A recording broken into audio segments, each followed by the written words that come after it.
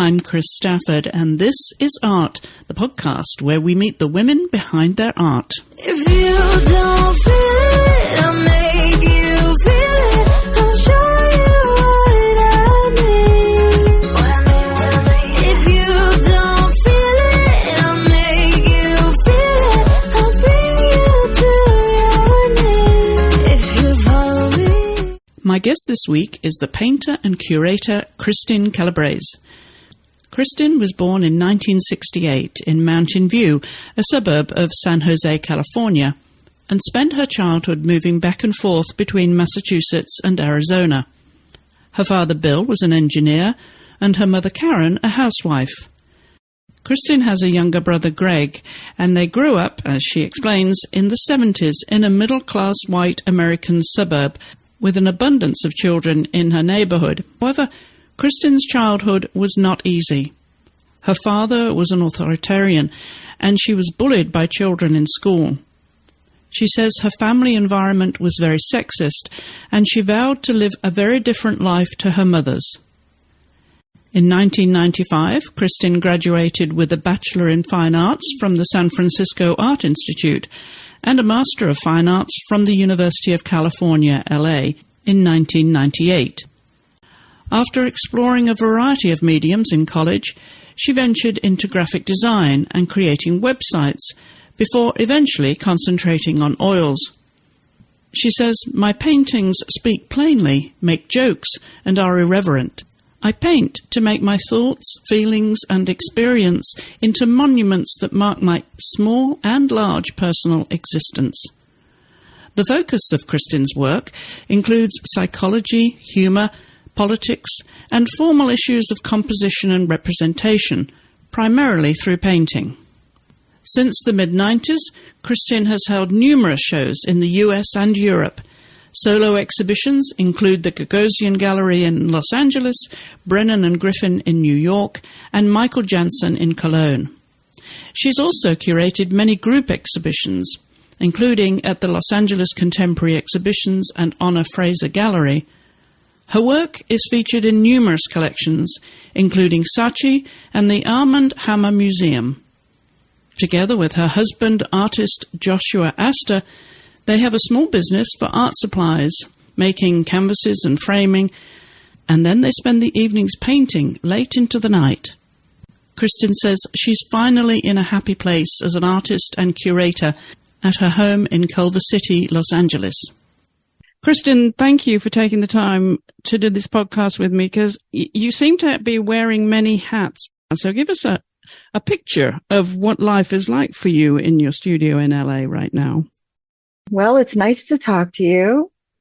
I did just refix my website because I hadn't worked on it in a long time. So it had just been sitting there without my two most recent shows, which were a while ago. So, it was time. And knowing that I was doing this podcast, I wanted people to be able to have a place to look at the paintings.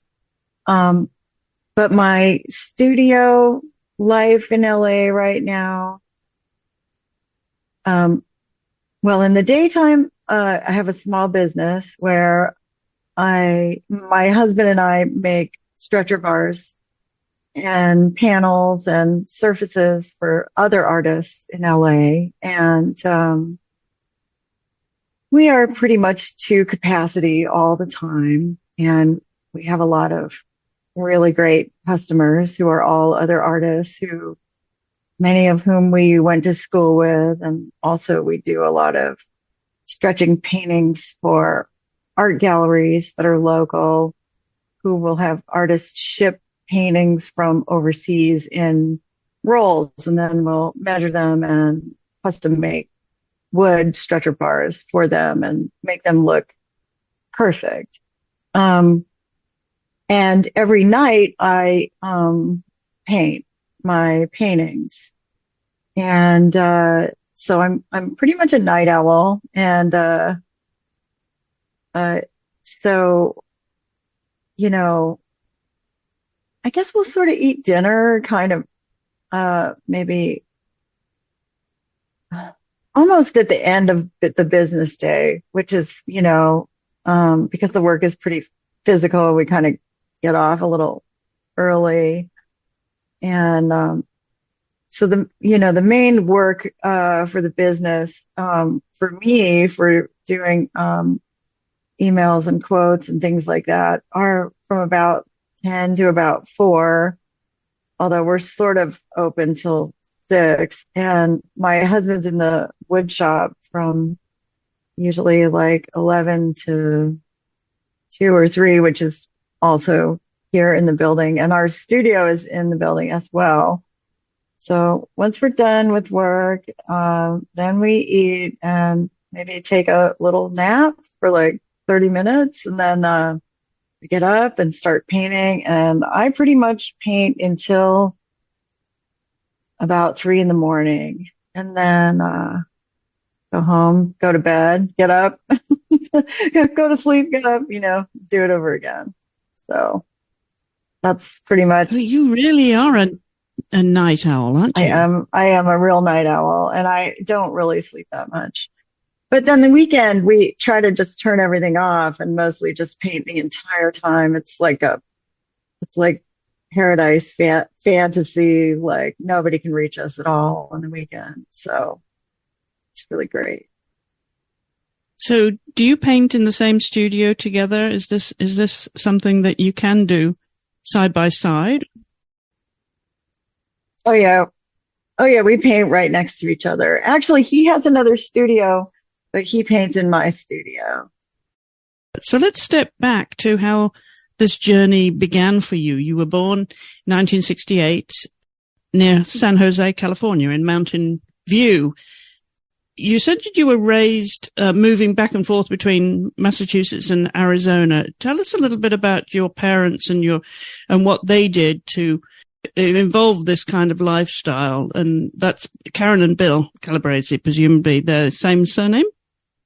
Calabrese is the last name of somebody I was married to for a few years around, I don't know, when did I marry him? Maybe like, when I was like 21 or so. And we got divorced a few years later. But, by then I was sort of already showing my work. So I thought I should save that last name. So I guess we got divorced in like the early 90s. And then I just, kept that my name. And my husband's name is Joshua Astor, Aster, not OR. And, I would have taken his name, except for I'm sort of a known person. But my parents, are from Beverly, Massachusetts. Both of them. They went to high school in Beverly, Massachusetts. And, let's see, what did you want to know about them? Why did we move around? Well, I think my mom, she had worked as a secretary, in the 60s, but she lived at her parents' house until she got married, and she saved up and bought herself a fancy kind of Pontiac car. And then, my dad was kind of wild, and my parents were very much not like each other. And, they did end up getting married though. And my dad had my mom sell her car, and then they, bought a red Corvette and moved to California. And,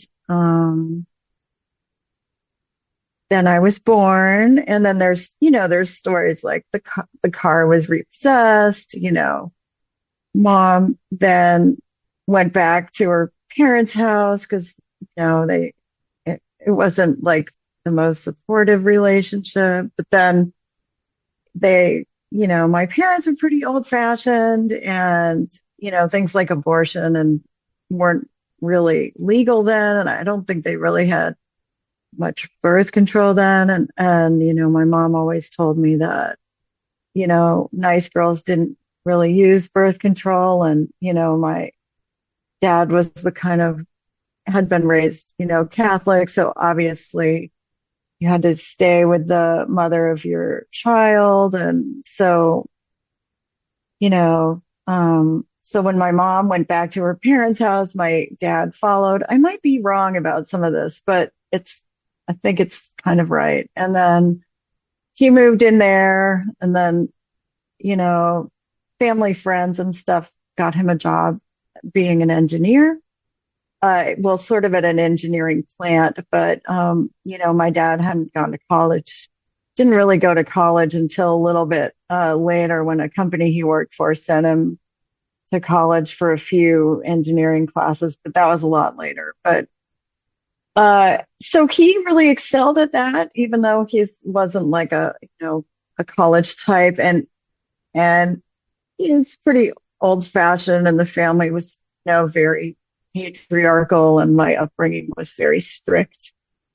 And my mom was a housewife, and I do remember when it started becoming in the 70s, it was like, don't call me a housewife, call me a homemaker. I'm not married to the house. But, really it was like, my mom was basically, kind of isolated with children and housework. And, she was really, kind of a servant, and had to pretty much ask permission to do anything or spend anything or whatever. But my dad, really liked, living out in places where he could kind of do four-wheel driving and shoot things and stuff like that. So he got offered like a kind of an engineering job in Arizona. And so they moved there, when I was 5. I guess my brother was born a little bit, before they moved. My brother is 3 years younger than me. And then, so I lived in, Tempe, Arizona for a little while, and we watched our house get built in a housing development, from, it had been farmland. And then, Tempe is pretty much in the Metro Phoenix area, but that was when it was first just, starting to appear. Houses were growing and it was getting bigger. So that was the early 70s. And then, my mom really liked, her friends and everything from Massachusetts, and her mom lived there. And I know that she really wanted to go back to Massachusetts. And, my parents were not really meant to be together, and they're both great in their own way and not great in other ways, but, definitely like oil and water, so I remember when I was 8 and my mom was like, "Oh, Kristin, do you think it would be okay if I moved to Massachusetts? If we went to Massachusetts to visit grandma, but went without dad?" And I was like, "Well, sure. He gets to go places all the time." And then it turned out that she told him that I had said it was okay for them to get divorced, which of course I didn't. And they didn't end up getting divorced then, but, we did move back to Massachusetts because my mom really wanted to, and my dad got another job back there. And then after a few years, my dad got another job in Arizona, so it was like just sort of that, it was a tug of war, I think, between the two. And also, so I was always the new kid in school, and I always had to try to figure out how to get along with people. And it was a little easier in Arizona because most people in Arizona in the 70s and 80s sort of came from broken homes from other places, or they moved there from Illinois or whatever. But Massachusetts was, like everyone had lived in whatever town for generations. So those kids were quite mean, but I think I'm digressing. I'm wondering, as a child with that kind of background, what you did as your diversion, with school and with friends, and if that indeed led to art as something that you enjoyed doing as a diversion. Well, I think because I moved around a lot, I didn't really, I would sometimes have a couple friends, but I didn't have a lot of friends a lot of the time. So I was a heavy reader, and I was really into drawing and painting and making little things in my room. And I also, when we lived in Massachusetts, I really liked to play by myself in the woods and look for rocks, special rocks, or, things. And actually, this one town that we lived in, Bedford, Massachusetts, and we had maybe a couple of acres of land around the house, and we lived in a cul-de-sac, but it was called a circle. And our neighbor on one side of the house was an older woman who she would take rocks that were found in the woods that were maybe 6 or 8 inches long, and they were kind of rounded and bean shaped maybe. And she would paint the rocks to look like bunnies. So she would paint that, put paint on them and make, they were very beautiful. And then she would cover the bunny with like a shiny kind of glaze. And she would put her rejected bunnies, the ones that didn't turn out that good, back in the woods. So occasionally I would find one of these beautiful kind of messed up bunny rocks. That might have been a little bit of an influence, but I really just spent all of my time alone in my room mostly, or alone outside. So, and I read all my dad's books because he was also a heavy reader and he was really into science fiction. So there was, we would also go to the library every week and get a lot of books. And so with those, I would read horror and science fiction. So it was very imaginative. And, when I was, doing stuff outside, I would, sometimes I would pretend I was on like some secret mission, so that I don't know. I was a pretty weirdo. But I was also pretty severely bullied. So, I was, just trying not to get picked on or beaten up. But, definitely, I think all that time alone, before there was an internet, before television was interesting, when there was really nothing to do, was very good for making art. And also, my grandma was extremely meaningful to me. So when I would live in Massachusetts, I would spend every weekend with her, and she super crafty. She sewed all of my clothes and her clothes and my mom's clothes, and she was an expert seamstress, and she owned a lingerie shop in Danvers, Massachusetts, that was named after my mom. My mom's name is Karen Ann, so she had the Karen Ann shop. So I did spend some time in that magical place.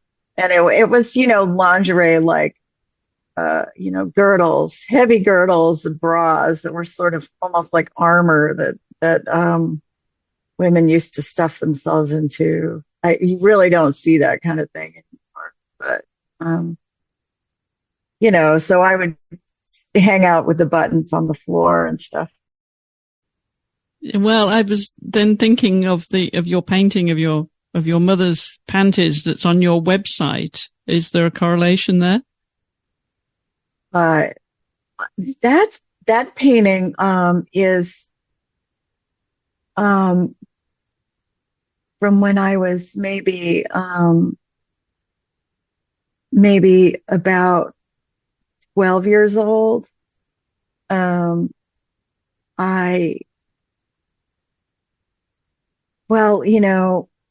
My parents' dresser had a lot of things in it that were very intense for a little girl. So, my dad had all his pornography magazines in the bottom drawer on his side, and my mom had her underwear. And my mom was,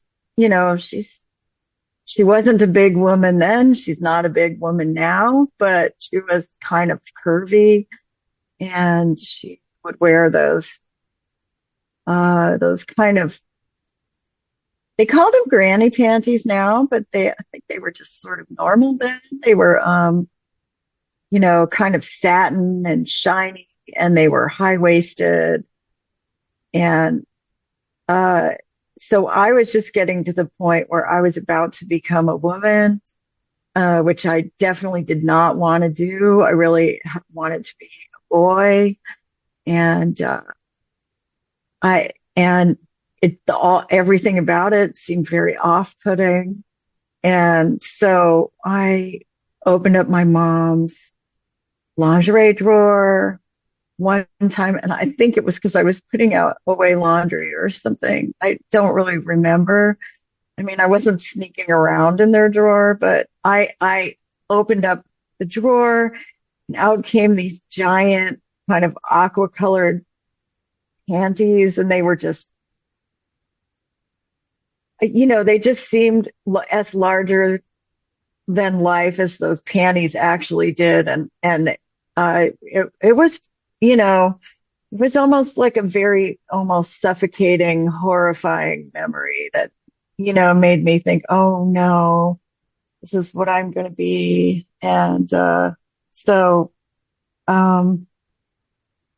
I don't know, that body of work that I did that has those panties in it was, a real, place was where I was sort of going back to, trying to define things that are meaningful in some sort of way. And I kind of didn't really know exactly what paintings I was going to make for the next show. So, that was that's just one of those very strong memories. So that's why I was compelled to make them. Now, in terms of school, you mentioned that you were bullied, but were there any happy times? Were there any discoveries that you were enjoying? Was it art? Was it literature? Well, I like learning, and I did well in school, and people would, be nice to me during class so they could copy my tests. I was also fast at running, and because usually I was running from them, but I would be picked first in like relay races and stuff like that. But I was uncoordinated, so I would be not picked when there was something like baseball, happy memories in school.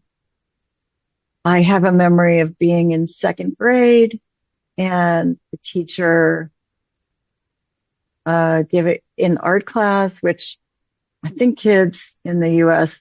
in public school for the most part don't have art classes anymore, but in the 70s they did everywhere. And I remember a teacher in the second grade handing out pieces of black paper and colored chalk. And she taught us how to make a 3-dimensional sphere on the black paper. using like, a turning shadow, complementary colors. I don't really remember the exact lesson, but the image is like seared into my mind, and that was really wonderful. Another thing that I liked was maybe in ninth grade,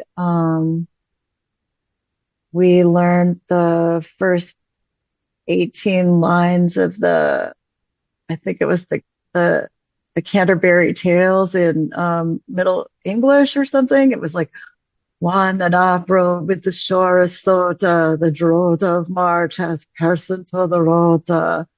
And I still remember that. We all had to recite that, which was fun. Yeah, those are some good. I mean, I liked school. I just, had trouble with moving and students picking on me and stuff. And then college came, and you had to choose your career path at that point, or at least your education, which direction you would go. Was it always art then? What were the influences that took you down that pathway at that stage in your life, Kristin? This is a Pandora's box question. I think probably most of the questions are going to end up that way, but my mom told me when I was 3 that I told her that I wanted to be an artist. And, that is weird that I would have told her that, because I clearly didn't have artist parents or anything.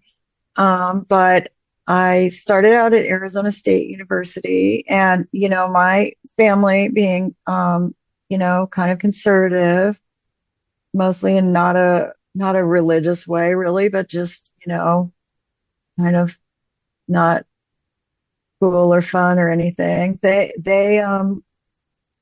definitely wouldn't have supported me going to college for art. And, I always really wanted to impress my dad because, he was so stern and all that kind of stuff. So when I first went to college, I was sort of torn between studying biology and studying engineering. So I was doing a lot of math and a lot of science. I mean, in high school, I also had a biochemistry class and a genetics class at my high schools. Those were in Scottsdale, Arizona, and that they were really, really interesting subjects. So I was, for the first time in my life, I was living on my own. And, I guess because I wasn't, that socialized with other kids, I kind of,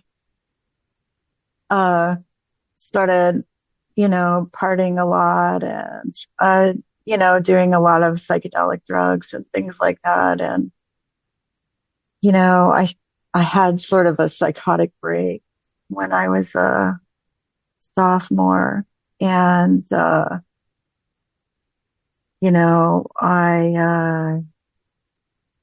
I don't know. It was I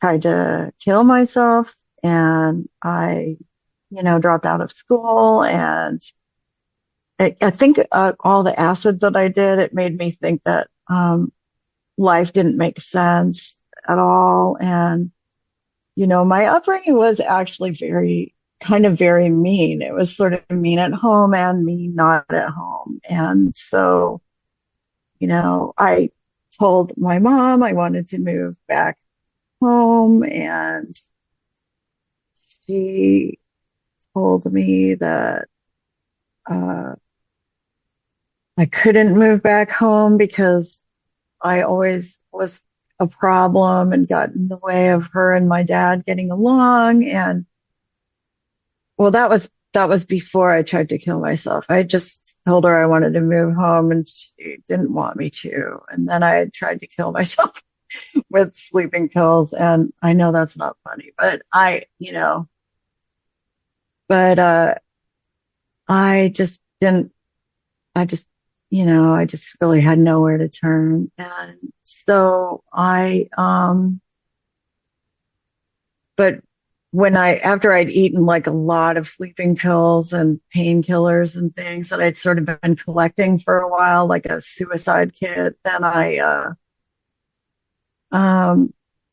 had this flash in my mind that was sort of like, oh no, what if life doesn't really end? What if you go to hell? Or what if you're reincarnated and you have to do it over or whatever? Some kind of crazy thinking as I was, really overdosed on a lot of pills, over and under the counter pills. So I got some dorm mates, and I told them what I'd done. And, we were like, 18. And so, we'd heard that it was illegal to try to kill yourself. So we didn't want to call anyone or tell anyone. So we walked from our dorm over to the hospital.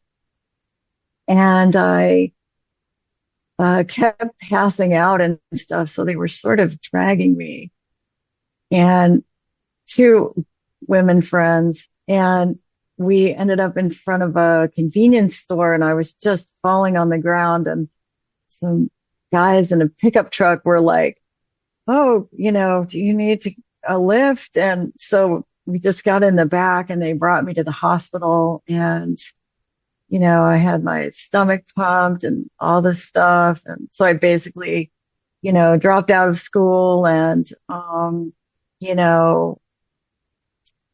like I actually went into a mental hospital for a little while, and they put me on lithium, and I was inpatient for a couple of months, and then afterwards, I got out, and I didn't go back to school right away because I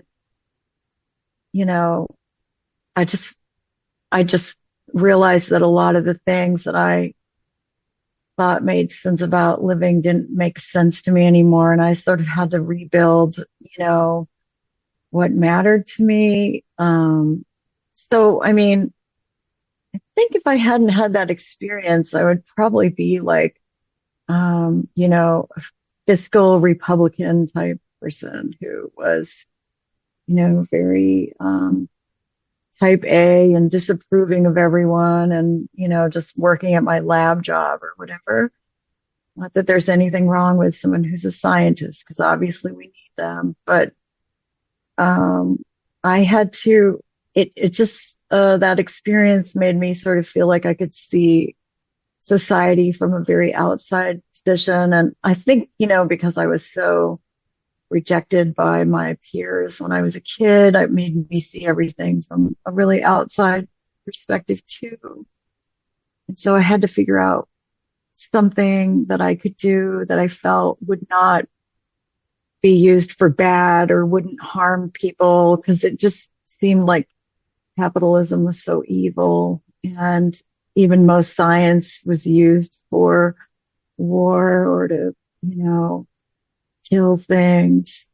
And so I always really loved art, and it kind of, I kind of made some sort of almost a deal with like, my idea of God or goddess or the universe or whatever. I mean, I sort of pretty much an atheist, and I probably was then too, but, with, the magic energy, I made a deal that was like, if I can be an artist and I can live an artist life, I won't kill myself.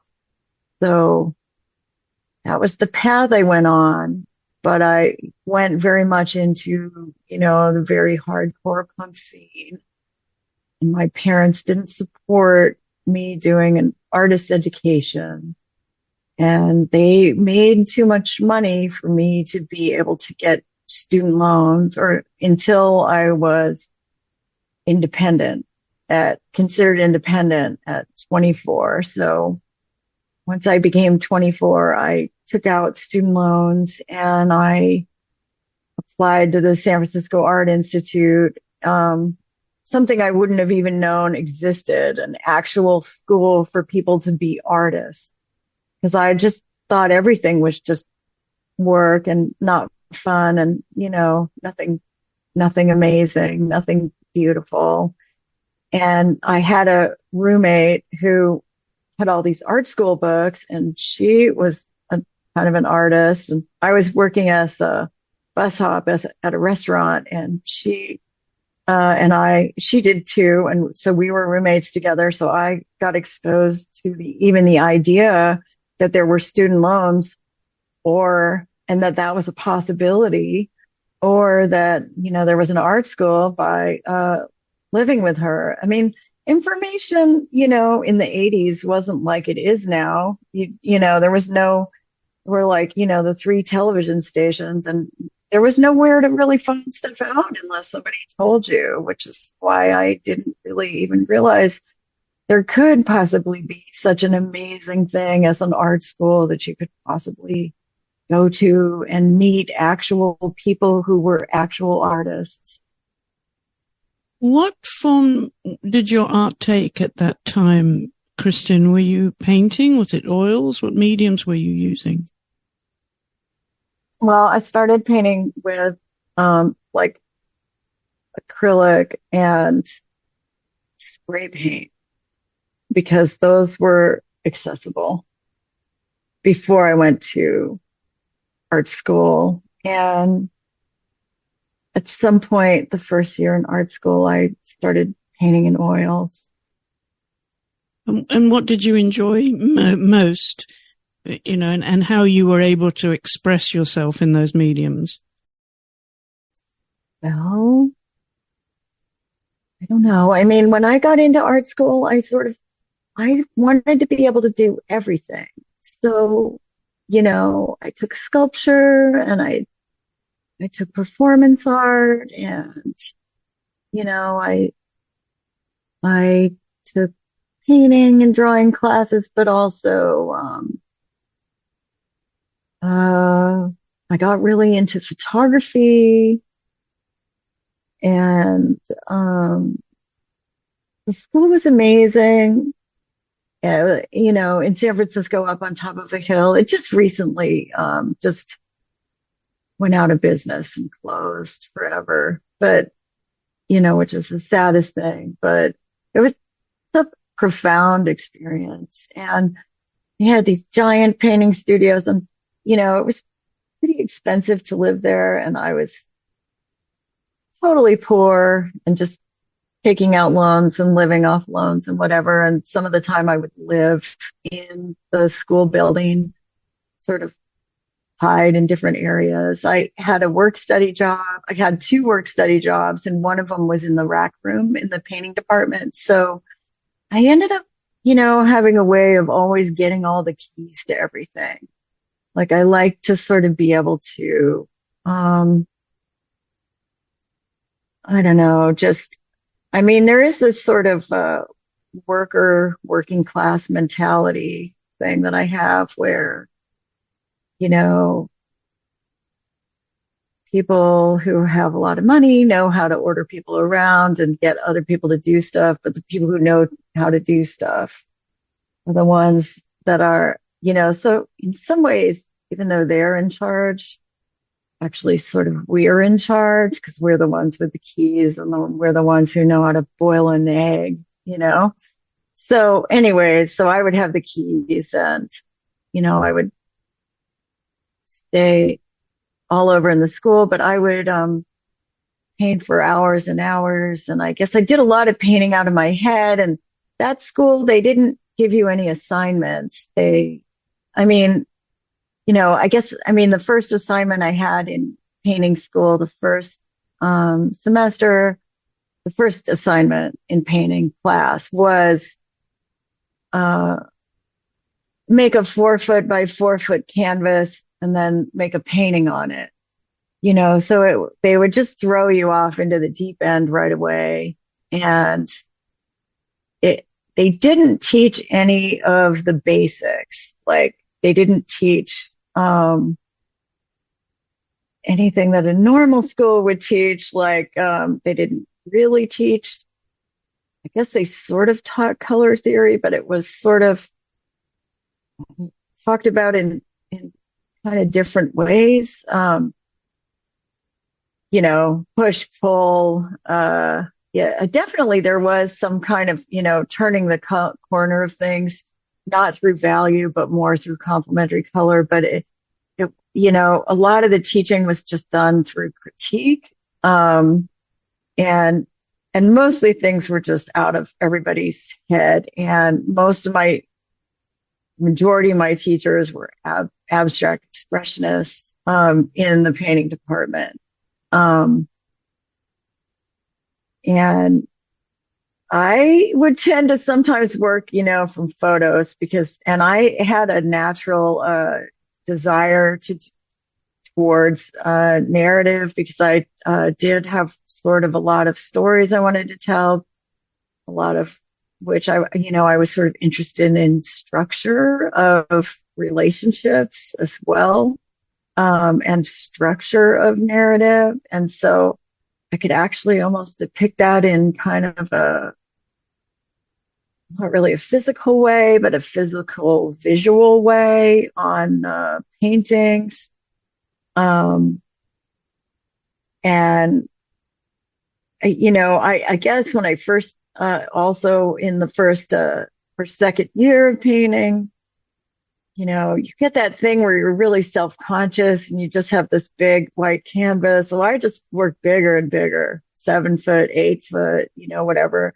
And we'd all build those things ourselves, and nobody really had a car in San Francisco. So I'd carry wood home on top of my head from the lumber store but build giant stretcher bars and stretch canvas over them. And, I'd be self-conscious about what I was painting, and I wouldn't know what I want to do. So anything at all that came to mind, I would just draw it on the canvas with paint any way possible. Just get it on there, stick it on there, do whatever, look at it, try to figure out, if the painting had an inner logic or, that kind of thing. The other departments, photography was amazing. Narrative was amazing. Darkroom photography was amazing. The crit classes, like second semester photography, was less interesting, or maybe third semester, because it would be like 3 hours of critiquing. And because the first year was all in the dark room. So it was like you had something to do.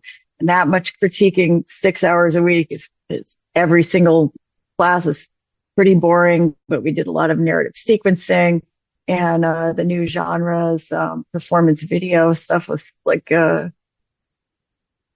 super exciting. Although and so I do always love performance. And then kind of hated my drawing class. I didn't like my drawing teacher, and I noticed, he was a nice guy, but I sort of noticed that he was giving everybody the same advice when he was looking at their work as he was going around the room. And the tables were set up so that my drawing was in front of me and the teacher would walk around behind you.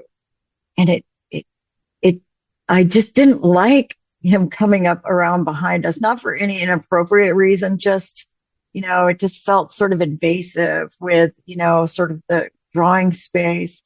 So, I ended up changing it, so I took printmaking instead of drawing, and so I got to do a lot of stuff in printmaking as well. And I got to do some welding, and I really didn't like welding because it actually I thought was made me claustrophobic when you put that hood on, and all of it was kind of too intense. So and my camera equipment all got stolen twice. So that's really how I ended up really being a painter. So that. Well, I was going to ask if there were any teachers who did leave an impression on you. Oh, yeah, they all left impressions on me for sure. I hear them in my inner ear all the time still. And some of those voices aren't helpful. but a lot of them really are. Were there any that were guiding you at that time then in terms of your career path, Kristin? Yeah. I mean, in undergrad, my teacher, Pat Klein, I ended up being very close to her. And I applied for the New York studio program. This is all the early 90s.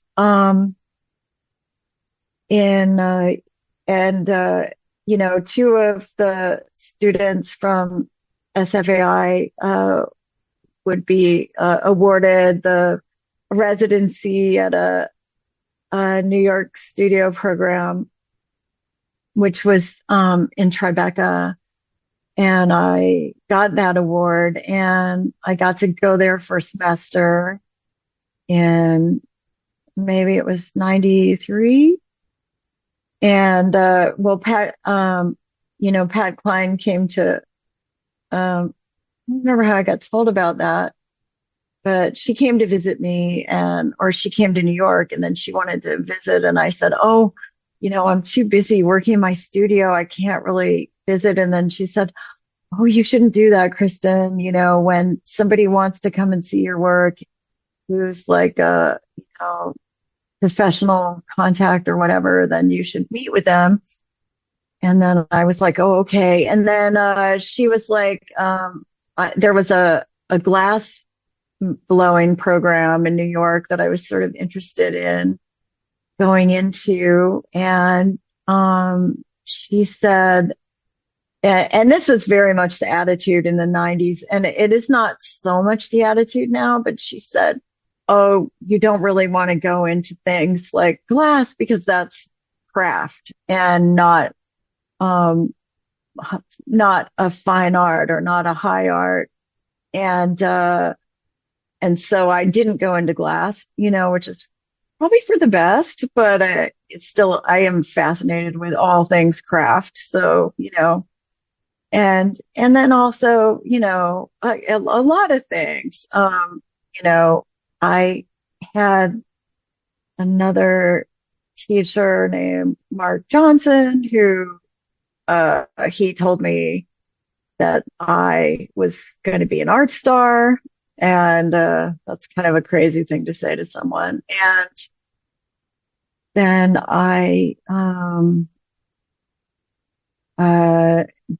and I think it might have been him that he told me to apply for Skowhegan, which I also did apply for and go to in, right after the New York studio program, which is it's an amazing program in Maine where you go for 9 weeks and, there's, famous artists are there. There's like something like 40, students or people from around the country that get into that, like just painters and sculptors. And, I got to do a fresco in the barn and, we'd have lectures and, lived there, swam in the pond and, just painted our brains out while, trying to keep the gypsy moths out of the paint. But yeah, those teachers, but maybe my grad school teachers are maybe more in my head. And I went to UCLA for grad school and I was there from 95 to 98. And, I don't know. I learned a lot there. I also learned that, you have to kind of try to wipe all the stuff you learned out of your brain and get back to who you really are afterwards, after school is over. Well, it sounds as if you learnt an awful lot. You tried your hand in so many different things in school. And I'm wondering then at what point, or even if you did realize as you graduated that you did have some real talent. Were there any rock star moments there when you thought, I could make a living out of this. This is something I could make a go of? Are there people that believe in me, that think I have real raw talent?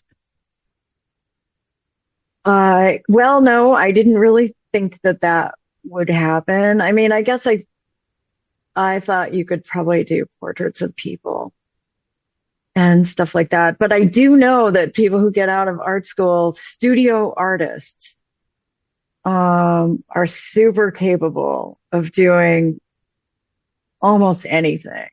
Like, I can paint anything. I can make anything. I can also make websites. So, and I'm really independent.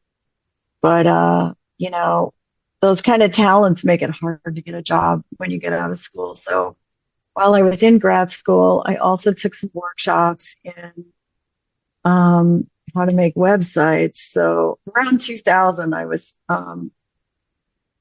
working in a shop where I was making, I got out of school. I rented a warehouse that was not far from my school. Back then, everything in LA was cheap, and there were lots of just giant buildings that you could just rent. And so I moved into like a messed up warehouse that was pretty much full of toxic chemicals and that leaked when it rained and flooded, and had no windows, no heat or air conditioning. I mean, it's temperate here, but it still was pretty cold in the winter, and not so hot though. But I kept trying to get a job. Like I tried to get hired at Home Depot, and they wouldn't hire me, obviously, because I had a master's degree, because I had to, I'd get art handling jobs. I mean, it was pretty harrowing getting out of school and trying to figure out how to pay the bills and stuff. But at the end of grad school, I'd, done workshops in, trying to learn how to do websites and Photoshop and stuff. And then I read one of those Pit Press books on hand coding HTML. And then on job boards, I think they, I don't remember. They were pretty. I made a funny website that just had a picture of a couch, and I said, "Please hire me and get me off the couch." And so, and I did an internship with Spumco, who did Ren and Stimpy. Making their cartoon George Liquor cartoons into vector files for the web, and I worked there for free. I mean, I did a lot of jobs for free interning, and but also I did a little bit of props work in the movie industry for like some heavy sculpture, 1/3 size kids set, things for Nickelodeon, and that's horrible work, and that kind of stuff. But then I, eventually got very good at making websites. Around 2000, I worked for a small company called Diablo, and we did all the websites for like Mattel and Disney and Miramax and stuff like that, because they didn't have a web department yet. So it was a 3-person shop, which is pretty amazing. But then I was still making paintings in my warehouse, even though I was also, really working all the time doing these websites and stuff. And there's an artist named Mary Weatherford, and she was teaching at UCLA when I was a grad student there. And she was sort of an artist in residence, and they gave her a studio in the building. So she was making paintings in the studio, which is a warehouse in Culver City. And I was painting all the time too. So we'd be there in the middle of the night together, and she'd be like, "Do you have any cadmium red?" And I would have some cadmium red, and, we would just whatever, hang out in the middle of the night or whatever. And then afterwards she went back to New York, but she was dating the artist Dave Muller. He's an LA artist now. and they dated for a while, and she ended up moving out here to be closer to him, and they're not together. That was really just a short thing back then, but it did cause her to move out here. And Dave Muller was doing a thing called 3-Day Weekend, and he had been doing that out of his studio, I think at CalArts. And when there were 3-day weekends, he'd have art shows of people's work. And his career had taken off, and part of that had been through curating other artists who he would meet for 3-day weekends for shows in Europe and things all over the place. So Mary Weatherford, who I'd known from my time at grad school, brought her then boyfriend, Dave Muller, over to my studio, and he liked my work. And he put some work of mine in a show at California College of Arts and Crafts. It's called CCA now, but it used to be CCAC, and it's sort of in Oakland and San Francisco. And then put me into something else. And then there was the art writer, curator, critic, Terry Myers was asked to curate a show at Gagosian Gallery. This was maybe in 2000 or 99 or something. And the artist that he put, like, I don't know, 5 artists in the front big main room at the Gagosian in Beverly Hills, and then the back room, Dave Muller curated a 3-day weekend, and I was one of the artists he put into that. And then one of the people from Gagosian, Robert Shapagian, was the director there, and he really loved my work, and he wanted to come over for a studio visit. And, that's one of the biggest galleries in the world. And I thought it was ridiculous that he wanted to come over, because of course they weren't going to show my work. So I was sort of like, I don't know, what do you want? That seems weird. So I was almost, if anything, kind of like the opposite of receptive. I mean, which is ridiculous. But I mean, when I was in art school in undergrad, what they really stressed was you don't want anyone to see your work until you feel like it's ready. And the main thing was really the work and not the career. And, my artwork was, sacred to me. And so I sort of felt like I would have a different job, and then I would do my artwork separate, so that what some person that wasn't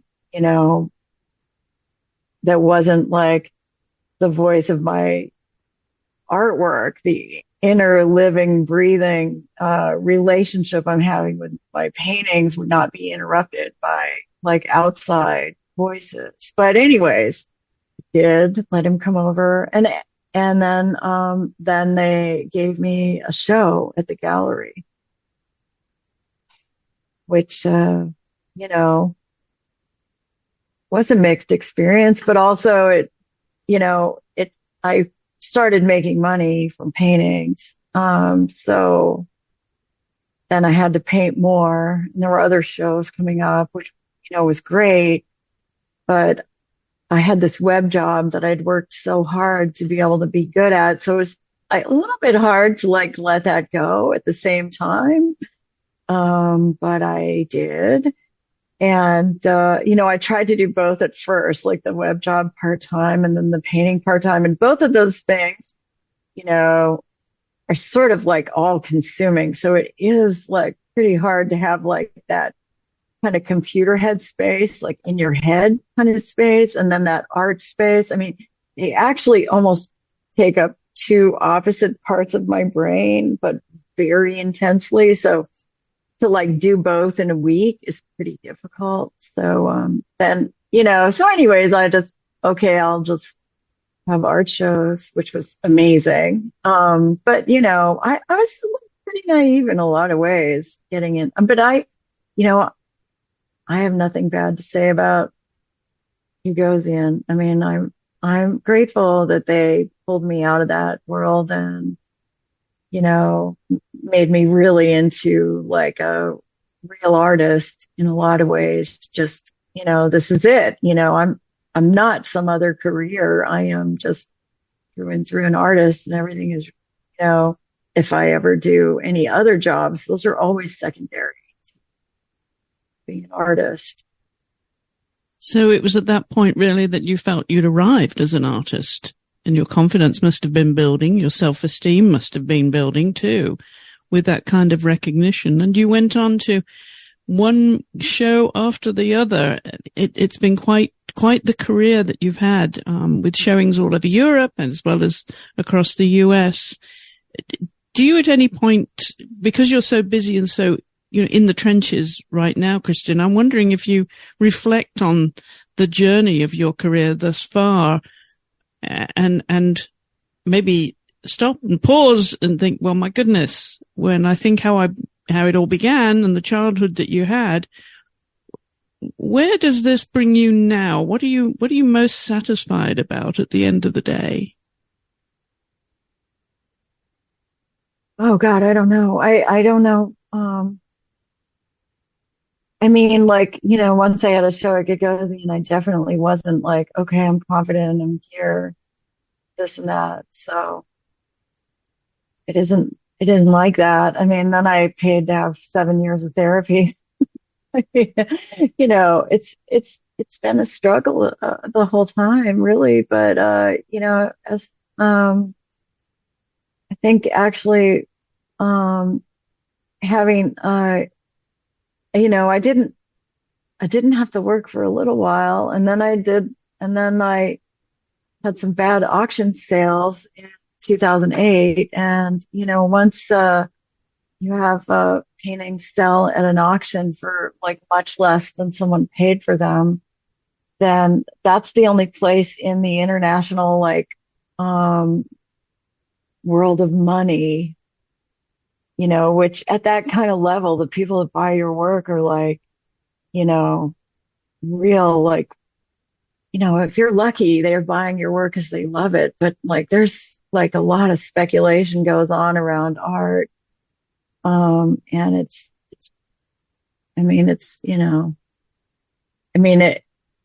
artists would never get rich if there wasn't that, but there's a lot of bad stuff, a lot of bad art because of that.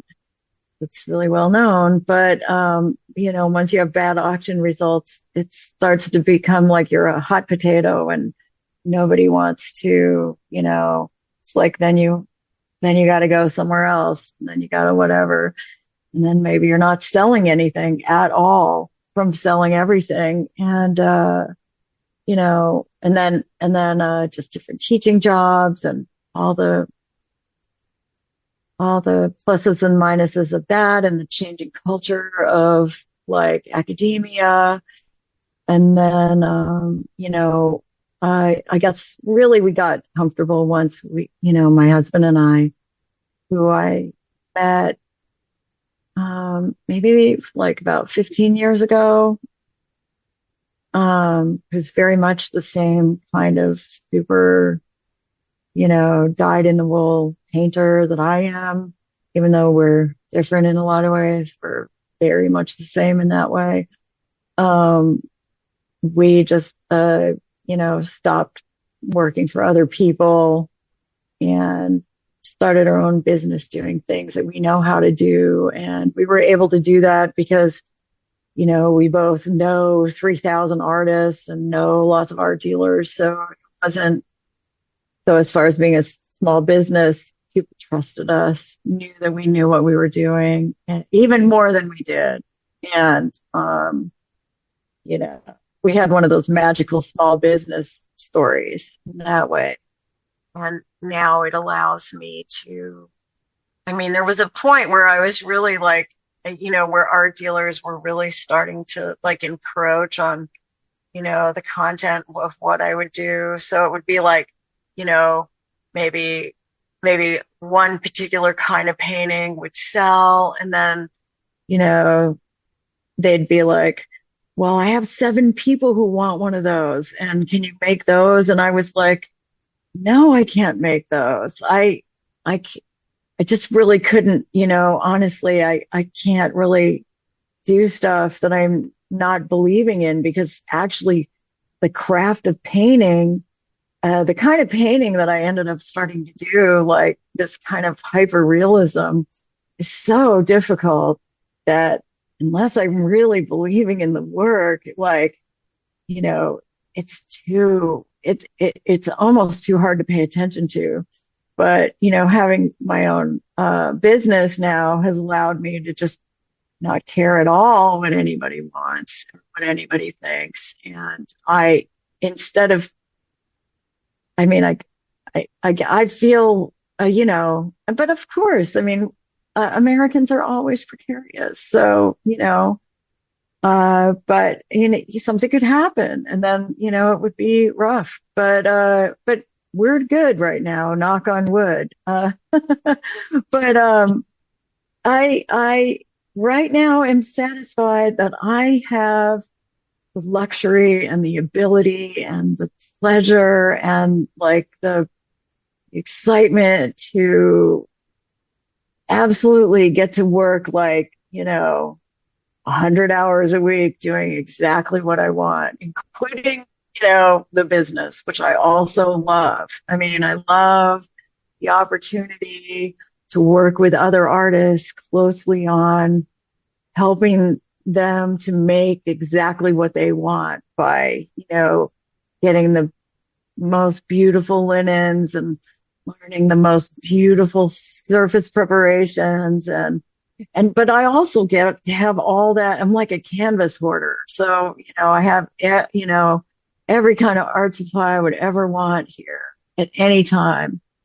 So that, you know, there's a lot of satisfaction in that. But basically with my art, I want the kind of career that, and when I say career, I don't really think about, I don't mean like I want people to recognize me. I mean, that seems like a nightmare, to be an artist who everybody knows your name.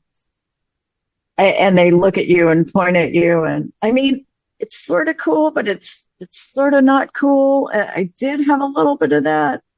I guess, I don't know. I mean, you know, there starts to be so much art business. It gets to be hard to do art painting. And I do not want to hire assistants. I want to make my own work, make my own mistakes. But as far as where I want my work to go, I am looking for my masterpiece. I mean, and I honestly feel like, you know, this sounds kind of, you know, arrogant, but I think I've made a lot of masterpieces actually. But I really want to break into that thing, like, you know, I think most artists who have went to the kind of art school trajectory that I went through, painters, a lot of us look to Philip Guston and the way, you know, he had a lot of success early on, and then he kind of fell into illustration and wasn't really finding the real thing he was doing. And then he just burst into these amazing paintings that, like, just, you know, became just what everybody is so into. I mean, Mary Heilemann is another artist who's had that kind of trajectory. It took her a long time, even though she had enough success to have her in the art world early on. She didn't really break through with the kind of work that she does now, you know, until pretty kind of, you know, a little later in life, you know. But I mean, really, it was Guston who just had this massive breakthrough into this style. I mean, I do not want to direct the style of my work. I want the work to tell me what to do by making the work. I see the work, and then it just gives me ideas instead of trying to use like my, you know, frontal, you know, my front brain that makes up ideas and schemes and stuff. I really want it to work more through the body and the subconscious kind of work I'm going towards. And it seems from your description of where you are now, Kristin, that this is the definition of happiness for you. Yeah, it is. It's taken a while, but you've arrived. Yeah, I have. Well, I've been pretty happy. Yeah. Yeah, I mean, the last 5 years have been pretty much gravy. Very good. And I know we went through COVID, but honestly, yeah, COVID was horrible and so scary.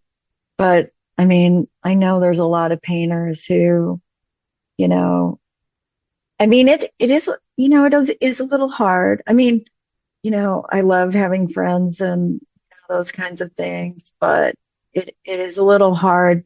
There's so many events and so many, all sorts of things that you're supposed to go to. But you really want to just be in the studio. And so a lot of painters are always feeling guilty that they didn't go to somebody's show or do this or that because they wanted to, but they just really can't get out of the studio because the studio is so magnificent and wonderful. Thank you so much for sharing a very personal journey with me. I really do appreciate it. Oh, thank you. Thank you. It was great talking to you, Chris. You really asked just the perfect questions. You'll find a link to Kristin's website and her social media in the show notes accompanying this episode. And also, if you're on social media, please follow us at the AART Podcast. That's art with 2 A's. And I'd love to hear from you if you have any favorite artists that you would like to hear from on the show. And if you're not on social media, you can drop us an email to hollowellstudios@gmail.com. That's Hollowell, HOLLOWELL. And if you're listening on Apple Podcasts, please take a moment to leave us a review and a 5-star rating because that helps others find the show because it improves our ranking and visibility. My guest next week will be the artist Rebecca Youssef, so I do hope you'll join me then.